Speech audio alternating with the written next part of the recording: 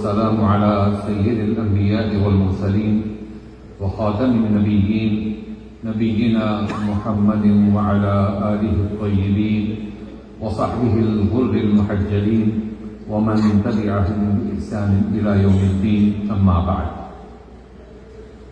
فضيلة الدكتور صاحب المعالي الأستاذ الدكتور محمد بن عبد الكريم العيسى حفظه الله تعالى، الأمين العام لرابطة العالم الإسلامي مكة المكرمة، فضيلة الدكتور مصطفى إبراهيم تسيرش رئيس مركز الوسطية للحوار في البوسنة والهرسك، أصحاب الفضيلة العلماء، أصحاب السعادة المثقفين، أيها الإخوة الأفاضل، السلام عليكم ورحمة الله وبركاته. إنه ليشرفني أصالة عن نفسي ونيابة عن جميع الحضور الكرام أن أقدم أخلص آيات الشكر والتقدير لمقام خادم الحرمين الشريفين الملك سلمان بن عبد العزيز آل سعود، وولي عهد الأمين رئيس مجلس الوزراء صاحب السمو الملكي الأمير محمد بن سلمان بن عبد العزيز آل سعود، حفظهم الله تعالى ورعاهما، على رعايتهما الكريمة لعقد هذه المؤتمر، وعلى جهودهما الجبارة لخدمة الدين والقضايا الإنسانية.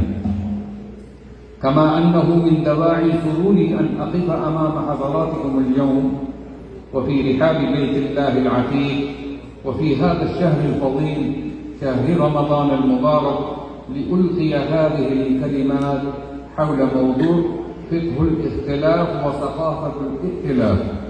فأقول إن أئمتنا وفقهاءنا وعلماءنا من السلف الصالح كانوا جسورا للمودة ودعاة للوحدة ورمودا للتعايش السلمي رغم الخلاف والاختلافات التي كانت تقع بينهم، لأنهم أدركوا بأن الاختلاف طبيعة بشرية. بسبب اختلاف الأفهام والأذهان فأداروا تلك الخلافات بحكمة ومودة، بحكمة توحد ولا تفرق، ومودة تقرب ولا تبعد، فأعطوا كل ذي حق حقه.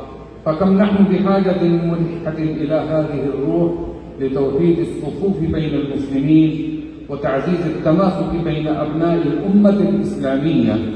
فالاختلاف في الفروع الفقهية أو بعض المسائل العقدية والتي لا تمس أركان الدين فينبغي أن لا تكون سببا للفرقة والنزاع، بل دافعا لنا للحوار البناء والتفاهم المتبادل.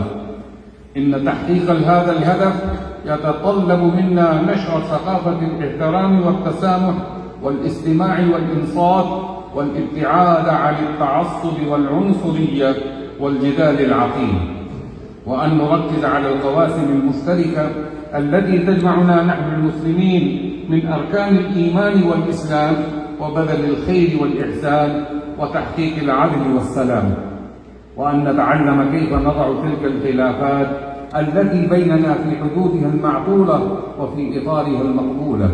كما لا يخفى على أصحاب العقول أن التواصل بين العلماء والمفكرين والمثقفين من مختلف المذاهب الإسلامية والانفتاح على النقاش العلمي الهادف يساعدنا في إزالة الحواجز والعراقيل ورفع سوء الفهم وتقريب المفاهيم وتصحيحها، ومن خلال تعزيز هذا التواصل وفي مجالات المختلفة الدينية والاجتماعية والثقافية يمكن للأمة الإسلامية أن تستعيد قوتها ومجدها وأن تحقق نهضتها مستفيدة من تنوع مدارسها الفكرية وتراثها الحضاري الغني.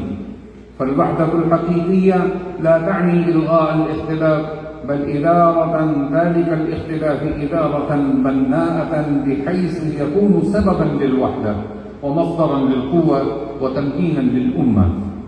وختاما، لا يسعني إلا أن أقدم خالص آيات الشكر والعرفان والتقدير لمعالي أمين عام رابطة العالم الإسلامي الأستاذ دكتور محمد بن عبد الكريم العيسى على عقد هذا المؤتمر المشترك المهم، والله نسأل أن يكمل دوما وأبدا جهود رابطة العالم الإسلامي ومساعيها بالفلاح والنجاح.